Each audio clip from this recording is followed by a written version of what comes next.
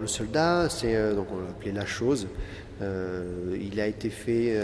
J'ai tenté de faire un travail de sculpture un petit peu à l'envers de l'idée de la sculpture où on prend un monolithe, un monobloc là et on taille dedans et on travaille on enlève de la matière et on fait naître une forme dans de l'informe. Or là, on s'y est pris autrement. J'ai plutôt pris des différents blocs plus petits qu'on a assemblés et qui ont été d'abord taillés et ensuite assemblés avec de la résine, par exemple. Et donc on est dans un rapport à l'assemblage plutôt que dans quelque chose qu'on a dégrossi jusqu'à arriver à une forme. Voilà. Donc on est dans quelque chose qui, a priori, se voudrait, pareil, quelque chose qui est de l'ordre qui ne pourrait ne jamais s'arrêter. C'est-à-dire qu'on peut rajouter de la matière et des éléments de plus en plus, on peut forcément. Alors que si on enlève, à un moment donné, il y a une disparition. Voilà. Donc cette sculpture, la chose, donc, qui est un petit soldat en plastique, agrandi. Du fait de ces donc du coup l'agrandissement il a aussi à travers toutes les stigmates les stigmates de sa fabrication du petit soldat, donc avec les coutures, etc., donc le visage qui est coupé en deux avec les yeux pas en face des trous, etc., les trous qui apparaissent, qui sont les trous d'endroits d'injection du plastique. Donc tout ça, ça fait une espèce de personnage assez étrange, un peu monstrueux. Donc du fait en plus qu'il ait été composé par des éléments rajoutés, on peut être assez proche d'une histoire un peu Frankenstein. Donc j'aimais bien cette idée de ce monstre qui est en permanence en une espèce de déconstruction, pareil. C'est un petit peu le fil de cette expo. Zoom Plus, c'est l'idée effectivement de l'image sur l'écran dans laquelle on rentre et on zoome, et donc on grossit l'image, et ce qui nous permet de manière où l'image grossit, du coup, nous, notre regard rentre à l'intérieur même de sa structure, donc du pixel, et parce qu'en fait c'est ce qui s'est passé, puisque ça c'est un personnage en fait qui est issu du Jardin des Délices, une peinture de Jérôme Bosch, 1505 ou 1503, je crois, quelque chose comme ça. Et dans le panneau central, un petit peu sud-est, voilà, il y a une scène avec un personnage comme ça, nu, les fesses pointées, et un autre à côté de lui qui semble lui mettre des fleurs dans les fesses, les mettre ou les enlever. Je sais pas, le scénario, je sais pas trop. Et du coup, voilà, je trouve ça, oui, il y a une dimension juste drôle, mais il n'y a pas que ça. C'est quelque chose qui est troublant, intriguant. Qu'est-ce que ça fait là, etc.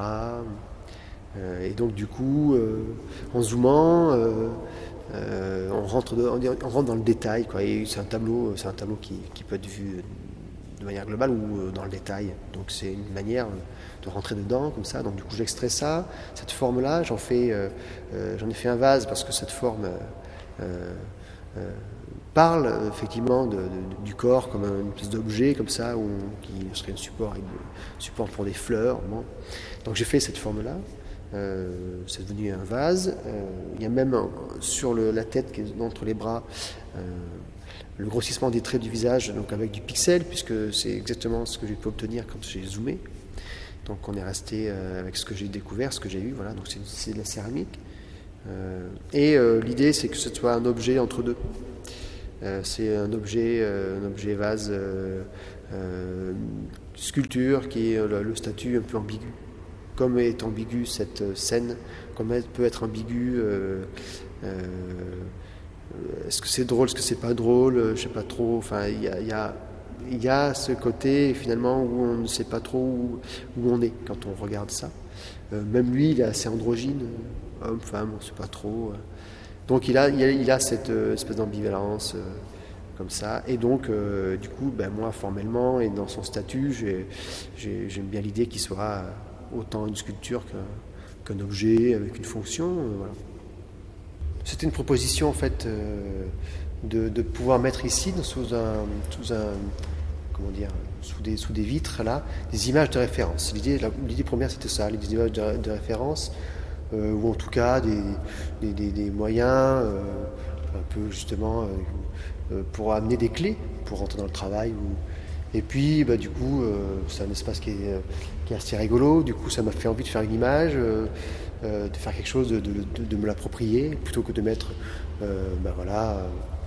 je sais pas quoi, des bouquins, des images de films, je sais pas quoi. Je me suis dit peut-être du coup utiliser, j'ai une sorte de passion pour les images, pour les affiches des années 50, 60, des films fantastiques, films d'horreur. C'était ces affiches qui étaient peintes avec des compositions très codées, mais en même temps avec une efficacité, avec des rapports d'échelle distordus comme ça, avec toujours en gros plan. Une espèce de forme monstrueuse, et puis à côté des humains, femmes souvent apeurées, effrayées, etc. Et donc du coup la composition était très simple, j'ai réuni un tas d'images qui moi parlent de films, qui m'ont nourri, et donc par des construction Photoshop très simple, en baissant la transparence, l'opacité, voilà. Donc du coup, les images entre elles se révèlent et tout ça, et donc du coup on peut d'une image et l'autre avec en fond il reste toujours des traces de l'autre, etc. Donc du coup les titres s'accumulent, les formes s'accumulent, les regards, les mains, tout ce qui composait les images, tout ça construit une grande image, et on est face à quelque chose qui fait à peu près 8 mètres de long là. Et c'est un truc très narratif comme ça, qui raconte un petit peu, et donc le regard circule à l'intérieur, et hop, ça se voit de loin, mais comme ça peut se voir de près, c'est-à-dire que si on rentre dedans, on rentre parfaitement dans une quantité de détails incroyables. Et d'un seul coup, je trouve cette image assez parlante, quoi, et proche de ce qui est en bas. Il y a quelque chose d'important dans cette chapelle, dans ce lieu, c'est évidemment le poids du vide, tout ce volume qui est au-dessus des pièces, qui sont un peu absorbées, écrasées par ce truc. Alors je m'étais dit que c'était la première des choses auxquelles je pense, parce que c'est tout le principe de ce lieu, il est géré par ça. Il y a plus de hauteur que de surface au sol, donc il y a quelque chose de très lourd à ce niveau-là. Donc du coup, effectivement, il fallait penser à des pièces, je m'étais dit qu'il fallait des pièces qui puissent résister, plus ou moins, ou en tout cas exister dans ce volume. Et donc ça, c'est pareil, c'est quelque chose que je ne suis pas je suis pas hyper satisfait des pièces. Il y a quelques-unes qui tiennent, et d'autres beaucoup moins. Bon, ça c'est le rapport qu'il peut y avoir avec l'espace, mais bon, je sais pas trop comment gérer cette histoire. Donc du coup autant laisser les choses telles qu'elles ont été posées, et puis mais bon. Voilà. Et ce rapport qu'il peut y avoir avec les petites pièces qui sont en mouvement permanent là, et puis ça, effectivement j'aimais bien ce rapport, c'est-à-dire qu'il y a une différence d'échelle, même à l'intérieur même des cases, il y a un jeu d'échelle différent entre les chaque pièces, tout ça, et donc de toute façon ce rapport là pour moi il est très important en fait. Je trouve qu'il y a un rapport, donc ce rapport qui puisse nous emporter vers un déséquilibre, entre l'équilibre et le déséquilibre du corps, comme ça, où on est ou immensément grand, ou immensément petit. Et j'aime bien ce truc un peu élastique en permanence. En fait, moi, c'est d'abord c'est quelque chose de très personnel, en fait. Ça me rassure. Ça me permet, ça me rassure. C'est quelque chose d'assez, quelque chose qui, de manière un peu simple, c'est quelque chose ça me préserve. Je ne sais pas trop comment en parler, mais c'est la première des choses. C'est-à-dire que je vais chercher dans l'histoire de l'art des choses qui, moi, me permettent aujourd'hui de construire, de reconstruire, de continuer quelque chose. J'aime l'idée que ce soit dans une continuité. Donc je vais prendre ça ici et je fais quelque chose là-bas. Donc j'aime cette idée-là. Et puis ça me rassure aussi quand c'est une manière... pour moi également de découvrir encore et encore, et de me plonger dans l'histoire de l'art Il y a autant d'histoires d'ailleurs que d'historiens, il y a autant de regards que d'histoires. Donc tout ça, j'ai découvert tout ça, évidemment. Je suis rentré, entre guillemets, dans le monde de l'art par du détail, par des petites choses, avec des histoires de zoom plus, c'est-à-dire en découvrant une forme quelque part dans un endroit, dans une peinture. Du coup, je me suis reculé pour regarder mieux la peinture, et puis de ce coup, et puis je me suis rendu compte que la peinture, c'était une peinture, et puis cette peinture, elle faisait partie d'un mouvement de peinture, et puis ce mouvement appartient à une histoire, et cette histoire, elle appartient, enfin, et donc tout ça, je me suis rendu compte de l'immensité. Et ça, bon, ça fait 20 ans que c'est comme ça, mais c'est pas quelque chose. Il faut absolument, enfin, il est hors de question que ce soit la clé pour le travail. Le travail n'a pas besoin d'être référencé. Celui qui rentre ici, il regarde les choses, et j'espère, il faut. L'idée, c'est ça, c'est que moi, mon objectif, c'est que les gens, les personnes qui regardent, n'aient pas besoin de toutes ces références pour apprécier ce qu'ils voient.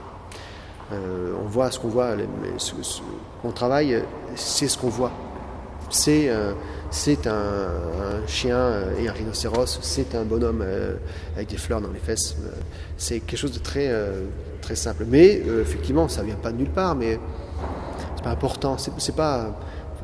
Une autre lecture. Oui, voilà. Moi, c'est des outils, mais c'est absolument pas du tout nécessaire pour que ça existe.